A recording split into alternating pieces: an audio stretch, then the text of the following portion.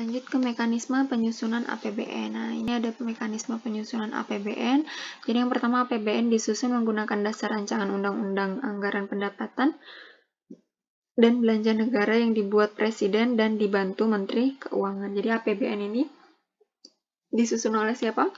Oleh Presiden, dibantu oleh Menteri Keuangan. Dasar penyusunannya apa? Ya rancangan undang-undang anggaran gitu ya, pendapatan dan belanja negara.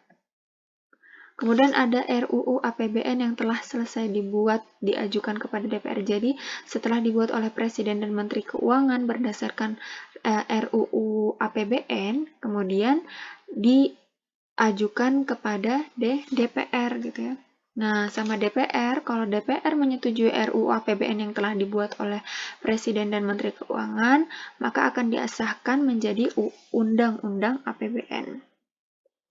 Nah, tapi kalau DPR menolak, maka RUU APBN yang sudah dibuat tadi harus direvisi kemudian diajukan kembali, gitu ya.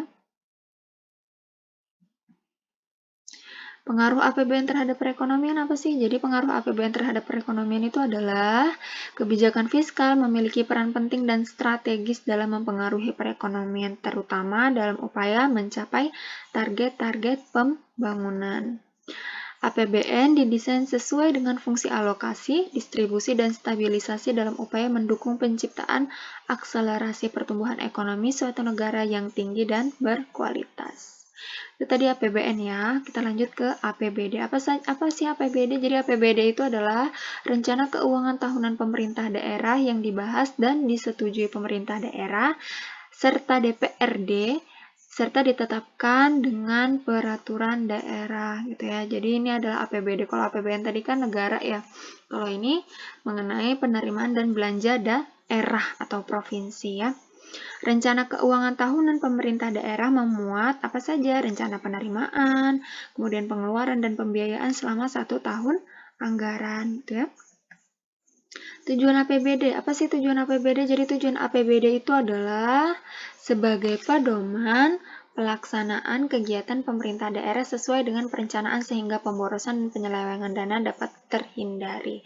Sebenarnya APBN dan APBD itu mirip, hanya saja otoritasnya atau kewenangannya itu berbeda ya. Kalau APBN itu otoritasnya dipegang oleh negara, kalau APBD itu otoritasnya dipegang oleh daerah gitu ya. Tujuannya sama sebenarnya, tujuannya untuk menghindari pemborosan, penyelewengan dana, serta sesuai dengan perencanaan gitu ya. Tapi otoritasnya di lingkungan atau lingkup daerah atau provinsi gitu ya. Fungsi APBD ada fungsi otorisasi, perencanaan, pengawasan, alokasi, distribusi, dan stabilisasi. Sama seperti tadi yang di fungsi APBN gitu ya. Selanjutnya adalah sumber-sumber penerimaan atau pendapatan daerah. Dari mana saja sih pendapatan asli daerah itu? Jadi pendapatan asli daerah, itu yang pertama ada pajak daerah ya. Ada retribusi daerah, ada laba BUMD dan hasil pengelolaan kekayaan daerah lain yang dipisahkan. Kemudian pendapatan asli daerah yang sah atau PAD ya. Kemudian ada dana perimbangan. Apa itu dana perimbangan? Tadi sudah sempat Ustazah jelaskan. Jadi dana perimbangan itu adalah dana bagi hasil pajak atau bagi hasil bukan pajak dari pemerintah pusat kepada pemerintah daerah. Kita lanjut ke pinjaman daerah gitu ya. Dan lain-lain dari pendapatan yang sah. Jenis-jenis pengeluaran atau belanja daerah. Jadi belanja daerah itu ada belanja langsung dan belanja tidak langsung.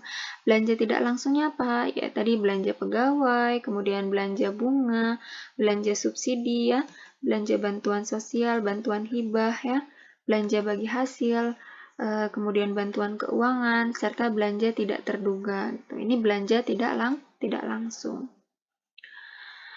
Selanjutnya adalah belanja langsung. Kalau belanja langsung itu pelaksanaan urusan pemerintah daerah gitu. Jadi pemerintah daerah melaksanakan kegiatan misalnya, melaksanakan sesuatu, maka belanjanya langsung dilakukan oleh pemerintah daerah. Kemudian ada belanja pegawai ya. Belanja pegawai, kemudian ada belanja barang dan jasa dan belanja modal. Sebenarnya kurang lebih sama antara APBN dan APBD. Mekanisme penyusunan APBD, nah masih ingat nggak tadi penyusunan APBN apa? Yang pertama disusun oleh Presiden dan Kementerian Keuangan ya, kemudian diajukan ke DPR, kalau disetujui maka akan disahkan menjadi Undang-Undang APBN, kalau tidak disetujui maka akan dikembalikan, direvisi oleh Presiden dan Kementerian Keuangan, kemudian kembali diajukan gitu ya, itu APBN. Coba kita lihat APBD sama nggak? Tahapan proses penyusunan APBD berdasarkan Peraturan Menteri Dalam Negeri Republik Indonesia Nomor 33 Tahun 2019 tentang Pedoman Penyusunan Anggaran Pendapatan dan Belanja Daerah Tahun Anggaran 2020, ini contoh 2020 ya. Yang pertama, penyusunan rancangan APBD oleh Kepala Daerah disampaikan kepada DPRD. Mirip ya? Jadi yang menyampaikan adalah kepala daerahnya. Kalau tadi kan kepala negara ya sama Kementerian Keuangan. Kalau APBD itu adalah kepala daerah. Dalam hal ini gubernur kemudian disampaikan kepada DPRD gitu. Kemudian setelah disetujui oleh DPRD, rancangan APBD disampaikan kepada gubernur dalam negeri untuk dievaluasi gitu ya. Selanjutnya ada hasil evaluasi disempurnakan dan disampaikan kembali kepada Menteri Dalam Negeri atau Gubernur, kemudian ditetapkan sebagai APBD gitu ya. Jadi ini dari masing-masing kepala daerah bupati, kemudian disampaikan kepada Gubernur atau Menteri Dalam Negeri, kemudian hasil evaluasi disempurnakan oleh Gubernur, kemudian ditetapkan sebagai APBD gitu ya. Nah, pengaruh APBD terhadap perekonomian yang pertama merupakan perwujudan dari kebijakan fiskal gitu ya yang harus memberi dampak positif terhadap perekonomian pertumbuhan ekonomi, kesempatan kerja dan pendapatan masyarakat ya. Pemberian otonomi daerah berpengaruh terhadap pertumbuhan ekonomi suatu daerah karena memberikan kebebasan kepada pemerintah daerah untuk membuat rencana keuangannya sendiri dan membuat kebijakan yang berpengaruh pada kemajuan daerah.